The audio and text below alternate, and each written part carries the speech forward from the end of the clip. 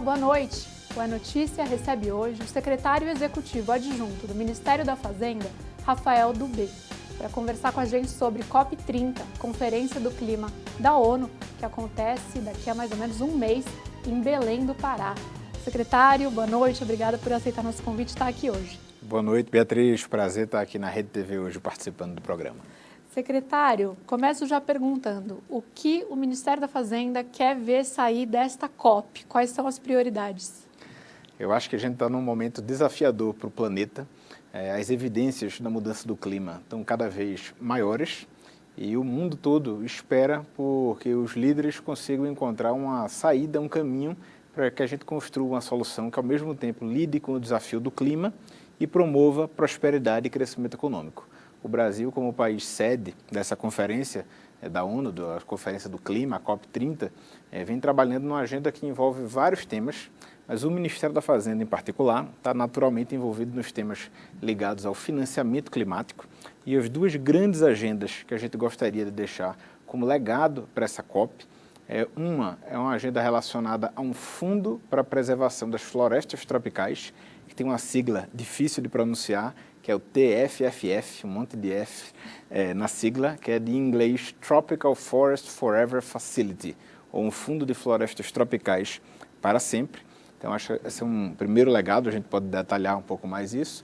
E outra medida que eu acho que também tem um impacto potencial enorme é a ideia de a gente promover uma coalizão aberta para integrar os mercados regulados de carbono. Pode parecer um tema muito complexo, mas, em outras palavras, é colocar um preço na poluição. Quem pratica uma atividade que gera um impacto negativo teria que, de certa maneira, colocar um preço adicional, um custo adicional por conta desse impacto negativo, de maneira que as alternativas que têm menor impacto ambiental sejam privilegiadas e tenham mais condições de concorrer e de despontar. Acho que no caso de energia isso é muito evidente, de a gente vislumbrar que uma fonte como o carvão, que emite muito gás de efeito estufa, ficaria potencialmente um pouco mais cara e uma fonte como a eólica ou a solar ficaria potencialmente mais barata. Então a ideia é como é que a gente avança numa coalizão internacional para que esse processo de descarbonizar a economia também se acelere. Secretário, esses dois temas, tanto o mercado global de carbono como esse fundo para preservar as florestas tropicais, são temas que vêm sendo discutidos já, não é exatamente de hoje. Então quero entender o que tem de novidade na proposta que a Fazenda tenta implementar com relação aos dois, mas eu vou começar pelo Fundo das Florestas. O que é próprio da COP deste ano e de proposta do Brasil? Perfeito. O tema do TFFF foi anunciado enquanto uma ideia inicial pela ministra Marina Silva, junto com o ministro Haddad, na COP 28. Cada ano a gente tem uma COP que ganhou essas numerações, então foi a COP que ocorreu nos Emirados Árabes Unidos, em Dubai, e lá foi anunciada a ideia de ser criado um fundo que poderia ser abastecido a partir de investimentos e não de doação. Essa é a grande novidade do fundo, é que ele, em vez do histórico tradicional que a gente tem nessa área, que é de constituição de fundos que se baseiam a partir de doações de países ricos para países em desenvolvimento, nesse caso a gente teria um fundo que é baseado em investimentos. Podemos, já entro em detalhes aqui de como é que ele funciona, mas só para trazer o histórico. Então, 2 anos atrás, a ministra Marina anunciou essa ideia. Desde então, foi constituído um grupo de trabalho com 6 países que são potenciais patrocinadores do fundo, 6 países que são potenciais beneficiários do fundo, entre os quais o Brasil, e eles vieram, nesse período, construindo a formatação da governança do portfólio potencial de investimentos, de quem vai fazer a gestão do fundo, como é que ele vai funcionar propriamente nas modelagens econômicas para viabilizar que ele pague um volume expressivo de recursos todos os anos para os países que estão preservando florestas tropicais. Então, ao longo desses 2 anos, foram inúmeras reuniões, eu pessoalmente participei de várias delas, mas tem uma equipe grande na Fazenda dedicada a isso, uma equipe do Ministério do Meio Ambiente, do Ministério de Relações Exteriores, e a agenda foi amadurecendo com esses países parceiros ao longo desse período. Na COP passada já houve um desdobramento adicional e a expectativa que a gente vem trabalhando é para que na COP desse ano a gente tenha verdadeiramente o lançamento do fundo, que ele esteja pronto para operar com o desenho atual, ele seria operado de maneira vinculada ao Banco Mundial. Então, ao longo desses 2 anos, assim, você pode dizer, não é uma novidade o fundo vir agora, mas é uma novidade, o fundo está pronto agora para começar a operar. E o presidente Lula, no encontro da Semana do Clima de Nova York, cerca de 2 semanas atrás, fez o primeiro anúncio de aporte no fundo. O Brasil vai ser um dos países que é não só beneficiário do fundo, mas a gente é também um dos investidores no fundo. Então, o presidente Lula anunciou um aporte de $1 bilhão do Brasil como um dos investidores, até para estimular os outros países a também anunciarem os seus aportes, de maneira que a gente tenha o fundo realmente pronto para operar e gerar esse fluxo permanente de recursos para preservar as florestas tropicais. Então, acho que a novidade aqui, apesar do assunto estar sendo tratado há algum tempo, é que ele agora está maduro para começar a funcionar. Para sair do papel. Para sair do papel e virar uma realidade. O presidente da COP, que é o embaixador André Corrêa do Lago, tem sempre falado que a ideia é que a gente tenha uma COP da implementação. Depois de muitos anos de negociações em COPs anteriores, a expectativa é que na COP desse ano, a COP no Brasil, a gente tenha verdadeiramente uma COP de implementação, com agendas que realmente se desdobram em medidas concretas que impactam positivamente a vida das pessoas. Eu acho que o TFFF é uma dessas agendas concretas que podem se materializar, a depender, claro, do engajamento também dos outros países, mas pode materializar para gerar esse fluxo de recursos para viabilizar a preservação de florestas tropicais em todo o planeta. E esse anúncio do presidente Lula, que foi feito no final de setembro, portanto, lá em Nova York, ele tem esse condão também de tentar estimular os demais a seguirem essa linha dos anúncios. Os senhores já tiveram sinais positivos de movimentos de possíveis países que querem aderir também e investir no fundo depois disso? Eu diria que desde o início do processo, nenhum país participa da construção da governança do fundo, do modelo de investimentos, das regras de monitoramento, se não tiver uma possibilidade de participação. Em que momento eles vão fazer esse aporte, em que montante vai ser o aporte de cada um desses países, ainda estamos aguardando aí os desdobramentos até a COP. A gente espera que até a COP a gente tenha alguns desses anúncios. Então, de lá para cá não tem assim, algo ainda concreto, mas a gente está no passo a passo esperado, né? Ao longo dos últimos meses, quando a gente vinha discutindo com os países a possibilidade de ter esse aporte, sempre vinha à tona o fato de que o próprio desenho do fundo ainda não estava inteiramente fechado. Como é que funcionaria a governança, como é que seria a aplicação dos investimentos, o portfólio de investimentos. Então, tudo isso foi amadurecendo ao longo dos últimos meses e agora a gente está no momento de ter realmente o anúncio desses aportes dos países. Então, a gente espera que até a COP isso se transforme numa realidade concreta e com o fato de o Brasil estar liderando pelo exemplo, anunciando um primeiro aporte, sediando a COP, eu acho que isso tudo reforça a expectativa de que o fundo se materialize e possa viabilizar realmente esse modelo novo. E aí eu queria só aproveitar aqui para explicar um pouco como é o modelo e por que é que ele se diferencia de iniciativas anteriores que a gente já viu nessa agenda e em outras agendas internacionais. Frequentemente a gente ouve falar de fundos que são muito baseados em doação. Aqui no Brasil, inclusive, a gente tem alguns fundos expressivos que têm uma contribuição importante para a política pública nacional por meio de doação, como é o caso do Fundo Amazônia, que já existe há alguns anos e recebe, a partir de doações internacionais, um volume expressivo de recursos para financiar várias atividades relacionadas à preservação da Amazônia. No TFFF, a gente está caminhando para um outro modelo. A gente sabe que os países todos estão tendo muita pressão orçamentária para seguir fazendo aportes por meio de doação. O cenário geopolítico cada vez mais tenso internacionalmente, inclusive com conflitos armados já duradouros em várias regiões do planeta, tem feito até os principais países doadores nessa área, como é o caso da Noruega, como é o caso da Alemanha, estarem sob pressão orçamentária. Então, a gente vinha também, por isso, considerando a ideia de vamos criar um outro mecanismo que viabilize, a partir de um investimento e não de uma doação, o funcionamento de um fluxo permanente de recursos para os países em desenvolvimento.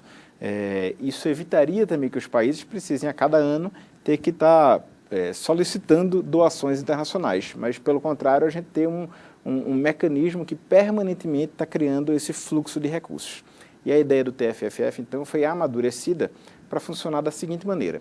Imagina um fundo soberano de algum país, ou reservas de bancos centrais, ou, enfim, qualquer estrutura que um país tenha com recursos que estão hoje investidos, por exemplo, em títulos públicos do Tesouro Americano, ou em títulos públicos de qualquer outro país que é considerado um investimento seguro. Ele aporta lá, digamos, R$100 ou 100 milhões de dólares e recebe algo em torno de 4% de juros ao ano por ter feito aquele aporte, aquela compra de títulos de tesouro de um país com uma taxa de risco baixa. Em vez disso, o que a gente está dizendo é, em vez de aplicar 100 milhões de dólares em títulos de países sólidos, você coloca 100 milhões de dólares no TFFF.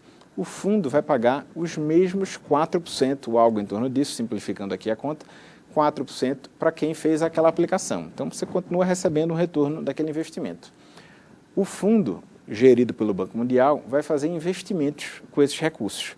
Investimentos com um retorno um pouco maior do que isso, um retorno em torno de 7% a 8% ao ano. Então, como eu vou ter um retorno um pouco maior, digamos de 7% a 8% ao ano, com esse retorno eu consigo pagar 4% para quem fez investimento e essa diferença entre o 4 e o 7, o 8, é que eu vou transferir para os países tropicais que estão preservando suas florestas a partir de imagens de satélite. Então, eu consigo ter um monitoramento muito fidedigno da preservação florestal e eu crio um fluxo permanente de recursos para os países tropicais. É como se os países fossem sócios do fundo e vão receber um dividendo ali relacionado ao quanto eles estão protegendo de suas florestas. Se ele está protegendo a floresta, ele vai receber uma espécie de um pagamento pelo serviço ambiental que é prestado para todo o planeta ao preservar a floresta. Hoje a gente preserva florestas tropicais porque a gente próprio considera valioso, mas a gente presta um serviço ambiental não apenas para quem está ali na região, presta para o Brasil, presta para o mundo, porque todo mundo é beneficiado quando a floresta tropical é protegida. Beneficiado porque ela está retendo carbono, porque ela está viabilizando os fluxos hídricos, porque ela está preservando biodiversidade. Enfim, tem vários serviços ambientais que são prestados com a preservação da floresta e hoje não são remunerados. E a gente pensa sempre aqui na Amazônia, evidentemente, que é a maior floresta tropical do mundo, mas isso vale não só para o Brasil, vale para os nossos vizinhos que têm florestas tropicais, vale para os países na África, vale para os países na Ásia. Então, todo mundo é beneficiado por estar protegendo as florestas tropicais e mereceria ser remunerado por isso. O TFFF viabiliza justamente esse pagamento pelo serviço ambiental que é prestado pelos países em desenvolvimento. Essa discussão, ela sempre divide, de certa maneira, países em desenvolvimento e países ricos, né? Países ricos que querem que todo mundo contribua de maneira igualitária, digamos assim. E os países em desenvolvimento que muitas vezes falam, não, peraí, vocês já fizeram o desenvolvimento de vocês, já desmataram as suas florestas e agora querem que a gente pague o preço disso sozinho. Não, a gente precisa de ajuda. É meio por aí, né? Esse fundo resolve esse dilema ou ameniza? Esse fundo trata de uma parcela do desafio que a gente tem, que é o da preservação das florestas. E acho que até uma maneira de superar essa dicotomia radical é o fato de que o Brasil é um dos patrocinadores do fundo. A gente também vai ser beneficiário, mas o Brasil é um dos patrocinadores do fundo. Como patrocinador do fundo, a gente vai receber um retorno pelo investimento feito, como qualquer outro patrocinador do fundo, vai receber algo em torno de 4% de retorno pelo investimento e, além disso, a gente vai receber pela proporção de floresta tropical que a gente tiver preservando. Agora, esse desafio, esse embate, que é um embate real e verdadeiro, tem a ver com o histórico do desenvolvimento do planeta, ele não se resolve inteiramente aqui no fundo. Acho que o fundo é um dos desafios que a gente tem, mas para além da preservação de florestas tropicais, para a gente lidar com a mudança do clima, a gente precisa enfrentar o outro grande desafio, que são as emissões de gases de efeito estufa, decorrente principalmente da queima de combustíveis fósseis. E aí eu estou falando principalmente de carvão, de petróleo e de gás natural. E para essa mudança de matriz energética no planeta, aí sim a gente ainda tem um desafio aberto de como quem vai custear essas atividades, né? Como quem vai custear essa transição para uma matriz energética de baixo carbono e, além disso, quem vai custear os impactos ambientais já contratados pelas emissões que já foram feitas, né? Porque mesmo que a gente conseguisse zerar as emissões a partir de agora, o que é impossível, a gente não consegue zerar do dia para a noite, mas mesmo na hipótese que a gente zere as emissões agora, a gente tem um estoque de emissões feitas ao longo dos últimos 100 anos, 150 anos, desde a Revolução Industrial, que vão gerar impactos, já estão gerando impactos sobre o clima do planeta. E uma questão é quem é que deve arcar com o custo desses impactos, que a gente sabe onera especialmente os países em desenvolvimento. Então, apesar de os países ricos terem sido os principais responsáveis historicamente pelas emissões, os mais impactados pela mudança do clima, por uma injustiça geográfica, por assim dizer, são justamente os países em desenvolvimento. Então, a floresta tropical é parte da equação, mas nem de longe resolve inteiramente o desafio que a gente tem para acelerar o processo de descarbonização e para custear as perdas e danos, os impactos da mudança do clima já contratada pelas emissões que já foram feitas até hoje. O que será uma cifra de sucesso de se conseguir na COP, por exemplo, para um aporte inicial para esse fundo? Vocês têm isso em mente? A gente vem trabalhando com a ideia de um fundo de 125 bilhões de dólares. Só para dar a dimensão disso daqui, vai ser quase certamente o maior fundo multilateral já criado.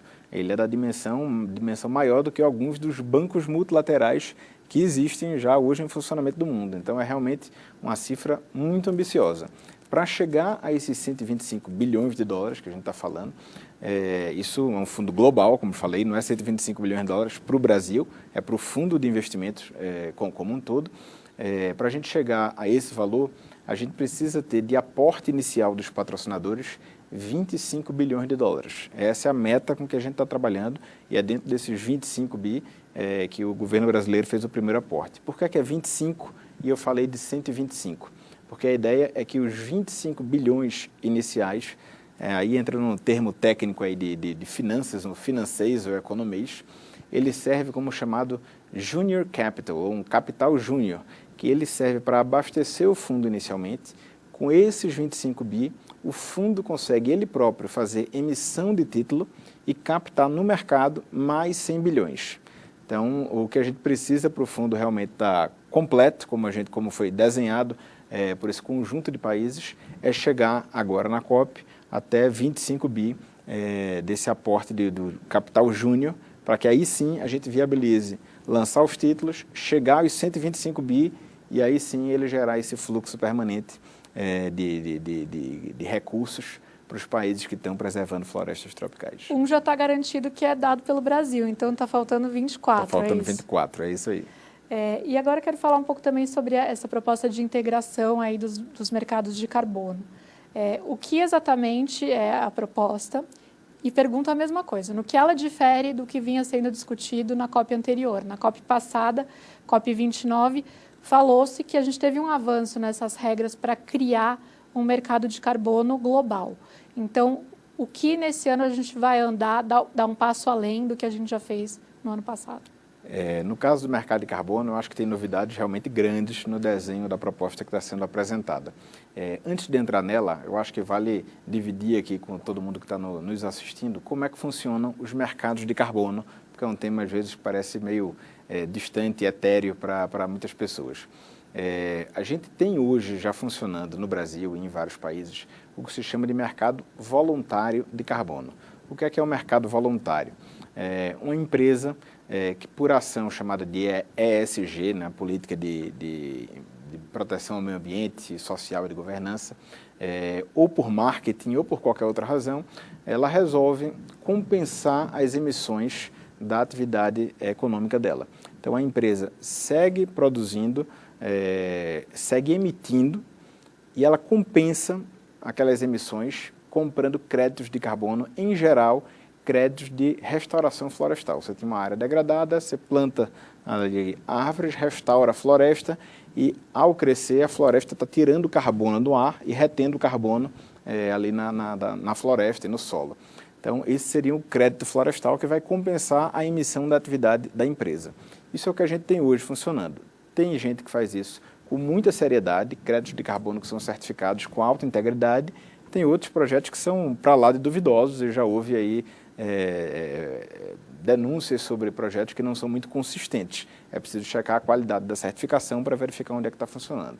Isso tudo é o mercado voluntário, ou seja, ele não é obrigatório para as empresas fazerem isso. E isso é muito diferente, portanto, do chamado mercado regulado de carbono. E daí a gente vai chegar na diferença na COP. O que é o mercado regulado de carbono? O Brasil aprovou no ano passado uma lei instituindo aqui no Brasil o mercado regulado de carbono. E ele consiste em colocar um teto de emissões para a economia brasileira e um teto declinante no tempo. Então, digamos que a gente vai definir que a partir do ano que vem as nossas emissões máximas vão ser de 100 toneladas de carbono. Estou falando um número evidentemente hipotético, não é compatível com a economia brasileira. No primeiro ano vai ser 100, no segundo ano vai ser, digamos, 95, no terceiro ano 90, e aquilo vai caindo até, idealmente, a gente chegar a zero. Qualquer atividade econômica que resulte em emissão de carbono tem que comprar uma cota dentro desse teto de 100. Como o teto vai caindo ao longo dos anos, ou a empresa muda o seu processo produtivo para deixar de emitir, ou ela vai ter que comprar uma cota cada vez mais cara, porque a cota vai ficando cada vez mais escassa. Então, o mercado regulado de carbono é o mecanismo mais eficiente que é concebido no mundo para descarbonizar a produção, a atividade econômica. Não porque você está compensando a emissão com um crédito de carbono, mas porque você está deixando de emitir. Então, pense numa siderúrgica ou numa planta que fabrica cimento, ou enfim, qualquer outra atividade, refino, qualquer outra atividade que tenha que é muito intensiva em carbono.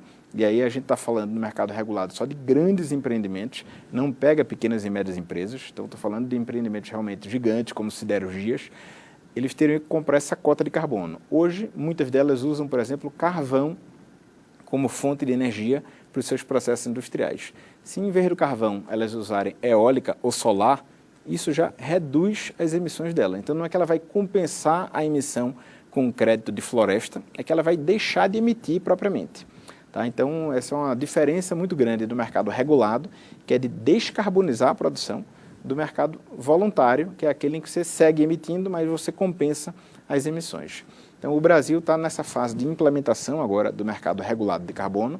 Outros países já têm mercados regulados de carbono funcionando. O maior deles é a União Europeia.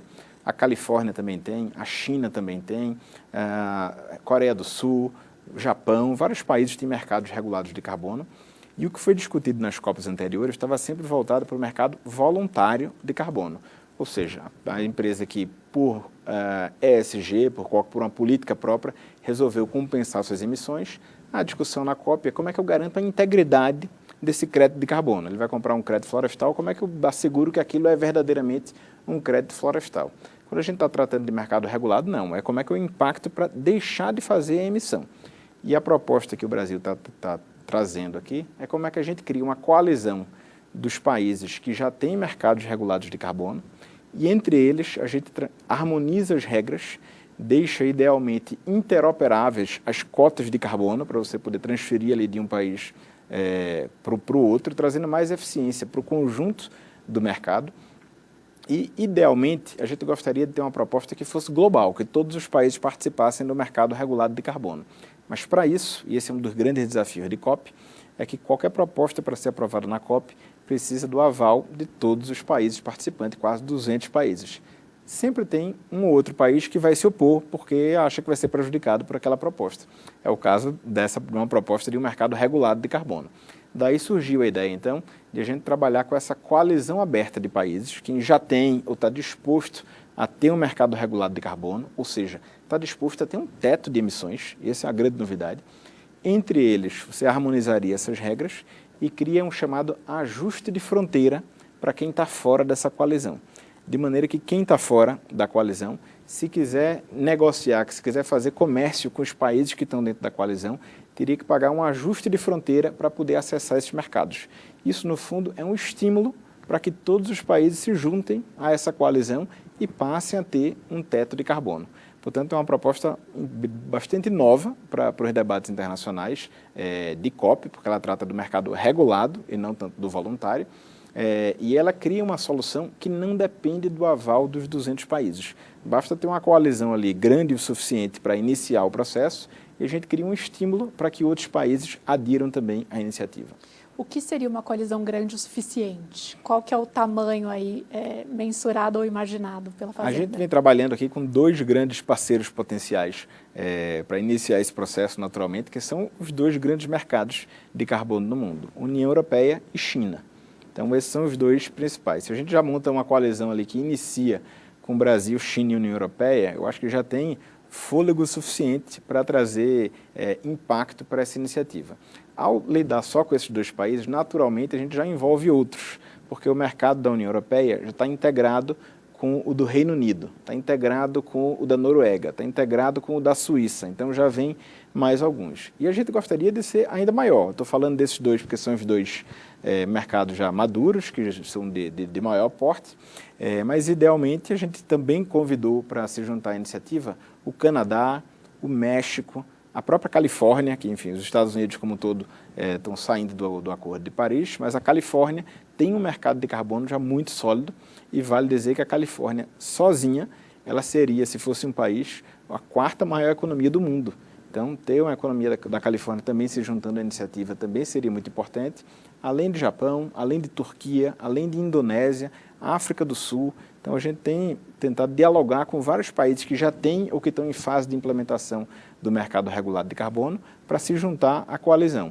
Mas como a União Europeia e China são duas das maiores economias que já têm um mercado amplamente estruturado, com eles dois tem sido o principal diálogo, tem sido com esses dois. E aí queria falar um pouquinho do que seria esse ajuste para os países que estão de fora, se quiserem entrar num comércio com relação ao mercado de carbono ou de uma maneira mais ampla. Por exemplo, a gente está falando de imposição de barreiras tarifárias, eventualmente, a algum país, a uma negociação comercial fora dessa negociação de mercado de carbono, em razão da não adesão, vamos supor, a essa coalizão? A ideia não é que isso seja uma barreira tarifária, pelo contrário, a gente quer que o ajuste de fronteira seja tratado verdadeiramente como uma medida climática.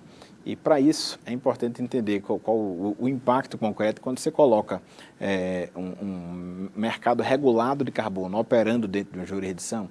Imediatamente o que ocorre é que as atividades industriais que resultam em maior emissão de gases de efeito de estufa, elas têm que pagar um preço adicional por estarem comprando essa cota de carbono.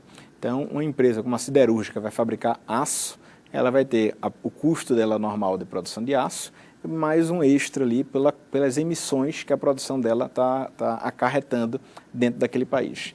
E o que acontece, um argumento que os países apresentam quando tem um mercado regulado de carbono, é que a produção industrial local feita no país acaba perdendo competitividade em relação à produção de outros países, porque um produto importado, ao entrar naquele mercado, ele não pagou aquele preço extra no país de origem, ou potencialmente não pagou. Se o outro país também tiver mercado de carbono, ele vai ter pago. Então, seria injusto colocar o país que está colocando um preço de carbono para competir com o mesmo produto feito no país que não tem um sistema de precificação de carbono. Então, o ajuste de fronteira, no fundo, se você já pagou um preço de carbono lá no seu país de origem, você não precisaria pagar mais nada para entrar dentro do mercado da coalizão.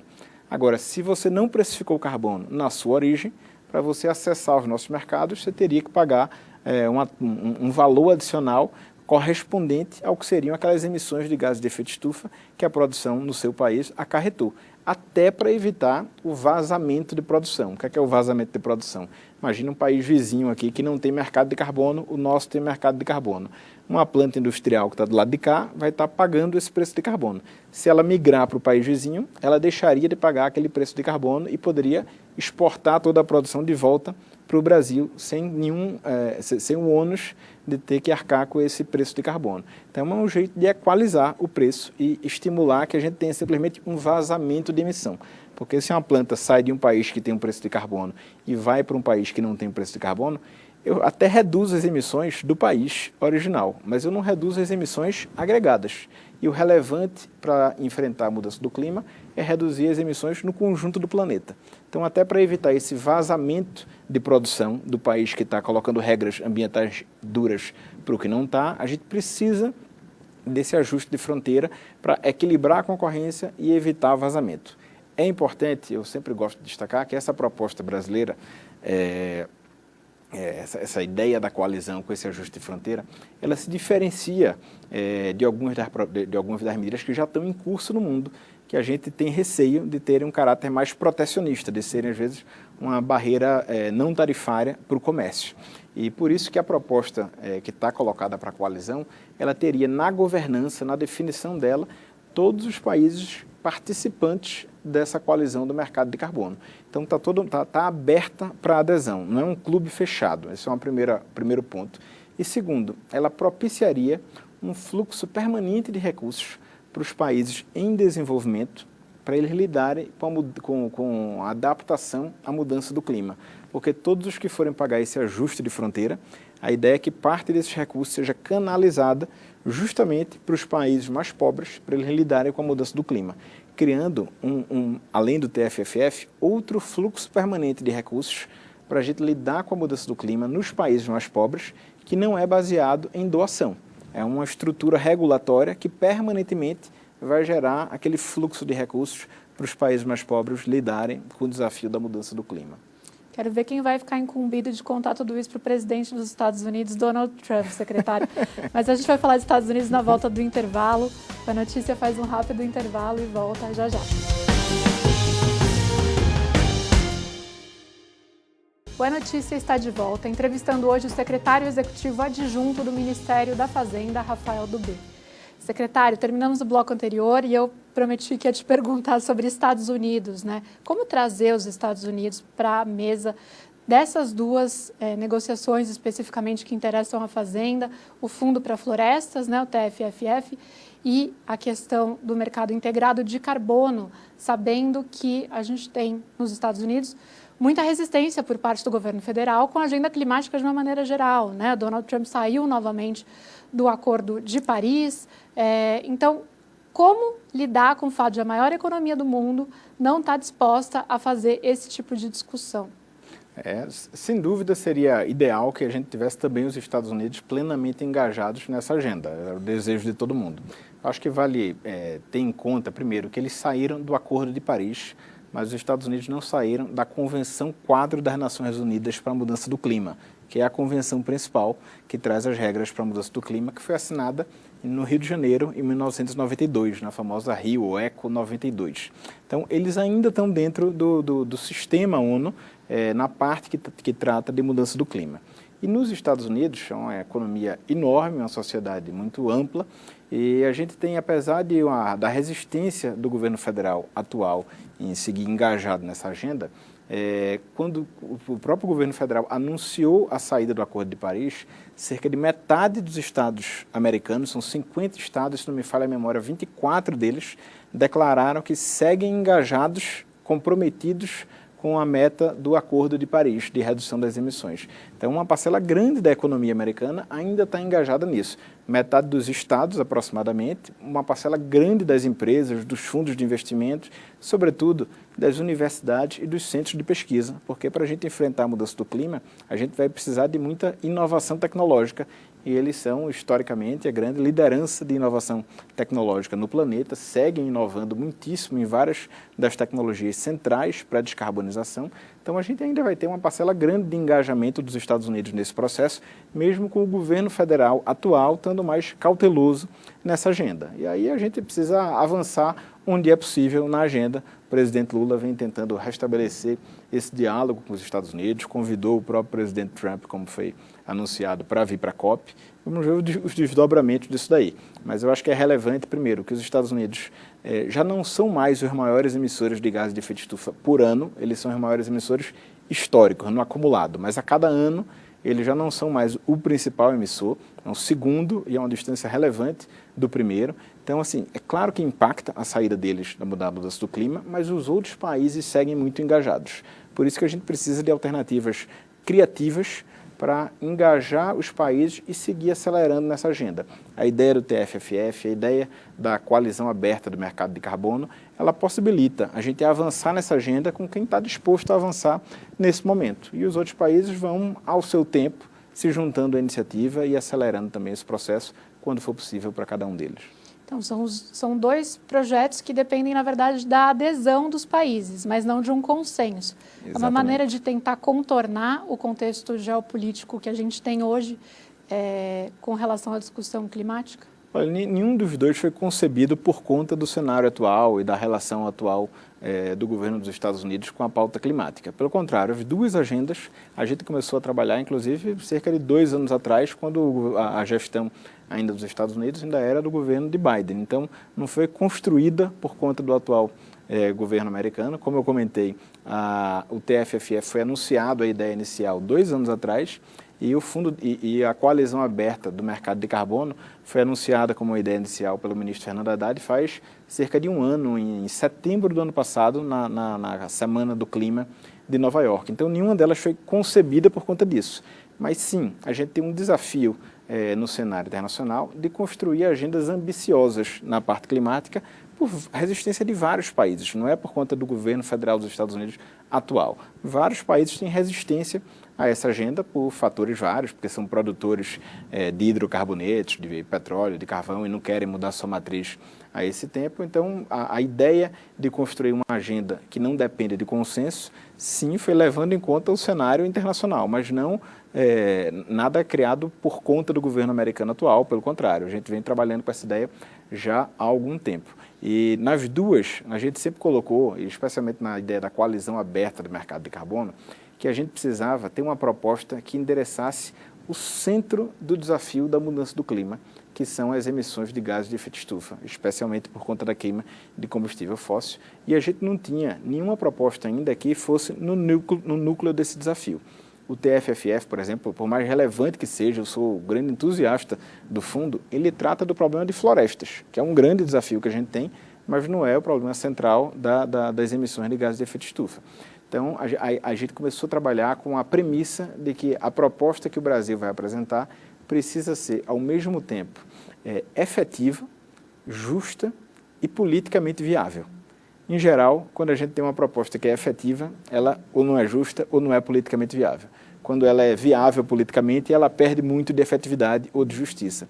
E a ideia da coalizão aberta do mercado de carbono atende justamente a esses três objetivos, porque ela vai no âmago do problema, então ela é muito efetiva ao colocar um teto de emissão de gases de efeito estufa. Ela é justa porque a gente trouxe vários componentes no desenho da proposta que distribuem o ônus das emissões, distribuem as cotas das emissões de maneira, que eu costumo dizer aqui, o inverso da renda per capita. Os países com renda per capita menor teriam cotas maiores. Os países com renda per capita maior, os países mais ricos, teriam cotas mais apertadas. Então, ela é justa também nesse sentido e ela é politicamente viável, justamente porque ela não depende do consenso dos quase 200 países da COP. Secretário, tem uma agenda do governo brasileiro que é criticada por muitos ambientalistas, mas também por economistas, muitas vezes, que entendem que essa agenda coloca em xeque a legitimidade do Brasil como um ator relevante na discussão de sustentabilidade. Estou falando da exploração, ou da ideia de exploração de petróleo na foz do Amazonas. Na visão do senhor, a imagem do Brasil fica prejudicada em razão dessa proposta de exploração de petróleo na foz do Amazonas? Acho que de maneira alguma. Quando a gente olha para vários países hoje que são líderes na agenda climática, eles também são produtores de combustíveis fósseis. Vários deles, alguns dos que têm a imagem com razão de que estão liderando a agenda climática, inclusive alguns países europeus. Isso, em geral, não é sequer cobrado deles, a gente se cobra isso mais do que eles próprios se cobram. O que não quer dizer que o Brasil deva produzir petróleo de maneira ilimitada e irrestrita e de maneira aparentemente contraditória com toda essa agenda da transformação ecológica, toda essa agenda de engajamento para o enfrentamento da mudança do clima. Então, o que é relevante a gente precisa reduzir o conjunto das emissões de gases de efeito estufa no planeta. Como é que vai ser distribuído esse conjunto das emissões? Que países vão ter que arcar com esse ônus? Em que momento essa redução das emissões deve ocorrer? Nos cenários de chegar a net zero, ou seja, zero de emissões líquidas até 2050, da Agência Internacional de Energia, a gente tem uma redução da produção mundial de petróleo de mais ou menos 100 milhões de barris dia, que é a produção atual do planeta aproximadamente, para algo em torno de 25 em 2050. Então, é uma transição, não é que a gente vai desligar do dia para a noite toda a produção de petróleo. Para fazer essa transição, significa que ao longo desse período ainda vai ter uma produção relevante. Mesmo em 2050, ainda vai ter, nesse cenário de zero líquido, algo em torno de 25 milhões de barris sendo produzidos por dia. E a questão é, quem é que vai estar produzindo nesse final, quem é que vai deixar de produzir em cada etapa. Os principais critérios utilizados para reduzir as emissões, quando a gente faz essa discussão do ponto de vista global, são, primeiro, qual é o petróleo que tem uma menor intensidade de carbono por barril produzido, ou seja, para produzir aquele barril, quanto é que eu estou emitindo no próprio processo de produção. E todos os petróleos, mesmo os de menores intensidade de carbono, têm um impacto ambiental muito significativo, mas alguns são maiores do que outros. E, nesse sentido, o Brasil está abaixo da média internacional do quanto se emite por barril produzido. Ou seja, se é para parar a produção de alguém primeiro, o Brasil não seria o primeiro a parar de produzir. Um outro critério importante é qual é o custo de produção de cada barril. Alguns conseguem produzir barril de maneira muito barata, como é o caso da Arábia Saudita, outros têm um custo de produção mais alto. De novo, olhando a média internacional, o Brasil está abaixo da média do custo de produção. Então, se é para parar de produzir primeiro, a tendência é que a gente pare de produzir aqueles que têm um custo mais alto. E um terceiro critério importante de justiça social é que, se for para parar de produzir de maneira ordenada por países, faria mais sentido os países de renda alta pararem de produzir primeiro e não os países de renda baixa. E, de novo, o Brasil está pouco abaixo da média internacional. Então, por esses três critérios, a gente não é dos primeiros a parar de produzir. O que não quer dizer que o Brasil é o último. Em algum momento, a gente vai ter que reduzir as nossas emissões de maneira relevante e a gente precisa fazer isso não por uma canetada do presidente ou por uma canetada uma decisão unilateral do país, mas porque a gente está criando medidas regulatórias para estimular a redução da demanda por petróleo no Brasil. E isso o governo do presidente Lula está fazendo, ao ampliar o uso de biocombustíveis, ao ampliar o uso de veículos elétricos.